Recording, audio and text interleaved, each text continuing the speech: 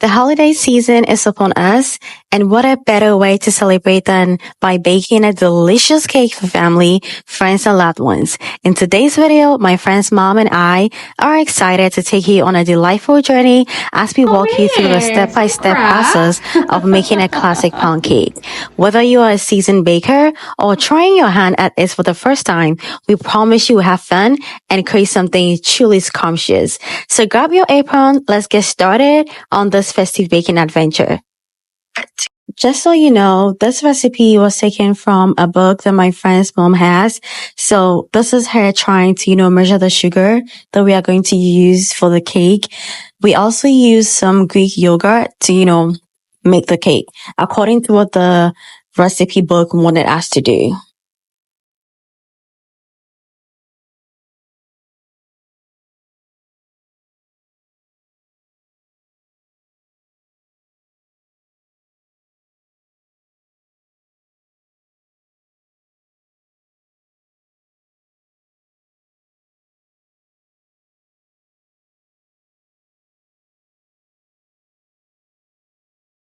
It sounds so weird.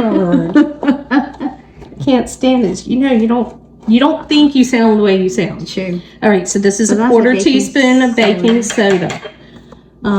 Baking powder is baking soda, and it has also something, cornstarch in it.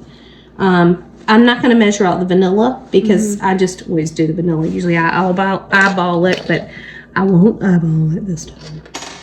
Oh, you have different measuring teaspoons. So and I have a tablespoon one there, so I'll use this one for the almond as well. So what we'll do is start by creaming the butter, and we're going to gradually add the sugar. Okay, so we'll use this to cream. So this is my KitchenAid mixer. I have two of them actually.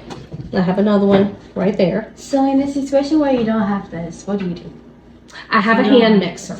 Oh, you have to get it hand. Well, I have one, and it's got things that the beaters that go in it. A hand mixer you can get for $10 or $15 in the grocery store. They're not expensive.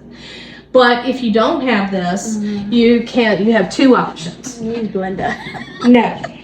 You have a tool like this, which is, you can find these still. They're called egg beaters. It's manual. Yes, it is. Or you will use a whisk. And you would have to do the whole thing by hand. And it would be exhausting, trust me. Yes. But this does work pretty well, see? Yeah. It does take a lot of work, but no. Your arms will be tired. Oh man, don't cry. Of course they're not going to come. Alabama is not going to the, which is the same as a cup. Okay. Okay. Open it up. And that's just regular, so they're different attachments for a mixer like this. I'm not using a whip, I'm using a beater. That's the beater. Okay. You don't have to have two. A whip is for whipping cream or something like that. And then you've got the dough hook, which if you're making bread. Okay. Okay, so see how the speed goes up to 10. That's on mine. On a hand mixer, it'll go up to 5.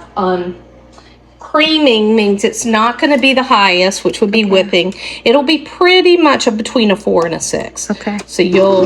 Is that gradually? No, you can cream the butter pretty fast. The sugar will be added gradually.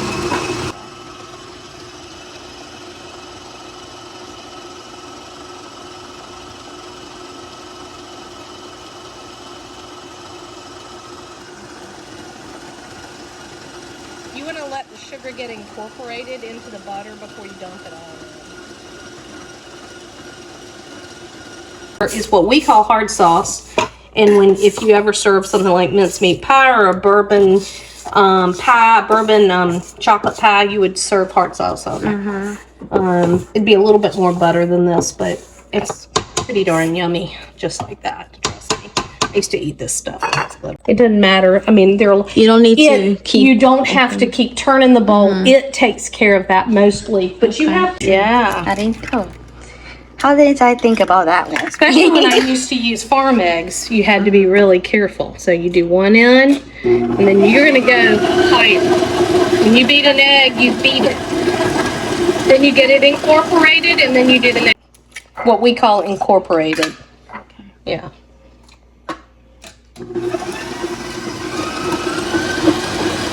Batter is coming together. It looks like margarine. But look, you see how it's kind of starting to glisten? Yeah. And then when you add the flour and everything will glisten. It almost gets a frosted look. The great thing about a KitchenAid mixer is that you can buy attachments. It's good. It tastes good. It tastes like ice cream. Yeah. Well, if you real ice cream is put that in there and make sure. So you because added what that does is into the yogurt. And it activates, and this is going to be your rising agent. Yeah, the cultures in the yogurt, which are also, the lactobacillus that's in the sour cream as well. This and the baking soda combine, and this will be the active agent to help your whole cake rise. And it'll actually be light. Unbleached flour versus bleached flour. What's the difference? Well, bleached flour will make a whiter cake, whiter batter, but you bleach it, it's just it's more chemical process. So I prefer an unbleached flour. Okay. You could use how about there's this type of flour that it's really common. All purpose? Yes, all purpose. That's what this is. So you can buy it as bleached or unbleached. Okay. You don't use self-rising because that's what you use for biscuits. Now, if I was really good, was it dirty? Yeah, something in there. If I was really good, I would weigh my. If you're a baker, real baker, and in restaurants, they weigh everything. So it's all by grams instead of by cups. This is American measurement. This is homemade, so. Well, this is American. We still use the old school system that nobody else uses. We don't use metrics. Okay. So each of these is a cup. Okay. Some cakes you would sift it, but we don't have to in this one, which is nice because again we have the sour cream that'll help it to rise. The sifting would help make it lighter. Make it lighter. Low, because again you don't want to beat it too much. Plus, if I put it on high, it'd go poof. Yeah. Yeah, it's right above stir. Stir is real slow, so stir it.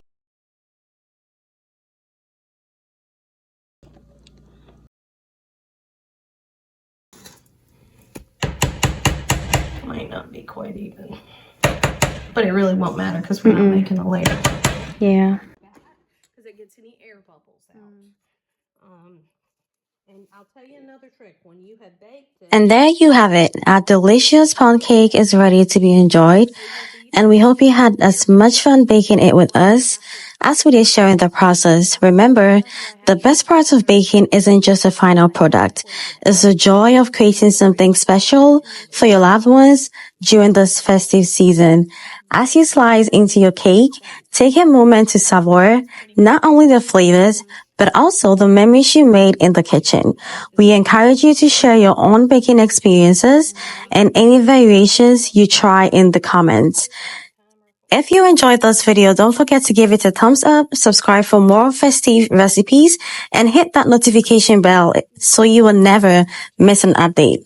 Happy holidays, and may your season be filled with love, laughter, and lots of delicious treats.